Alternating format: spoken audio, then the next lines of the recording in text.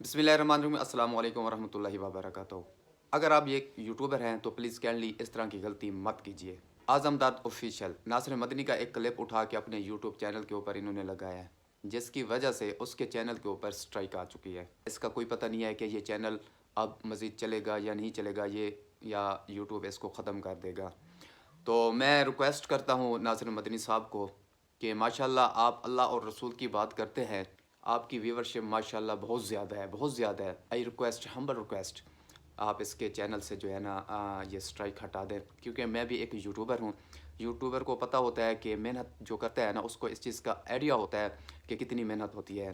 یقیناً اگر ایک چھوٹا یوٹیوبر اتنی زیادہ محنت کر کے اگر اس مقام پہ پہنچتا ہے، اس کا روزی روٹی سارا کچھ اسی سے ہوتا ہے۔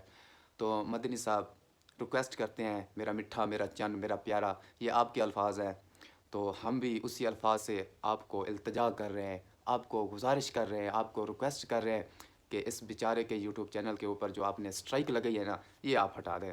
دیکھیں، سٹرائک آپ ہٹا دیں گے نا تو ان کا سسٹم جو ہے نا یہ چلنا شروع ہو جائے گا۔ اگر آپ نہیں ہٹائیں گے تو ہو سکتا ہے کہ یوٹیوب کی پالیسی کے مطابق اس کا چینل ڈیڈ ہو جائے، ختم ہو جائے، بالکل۔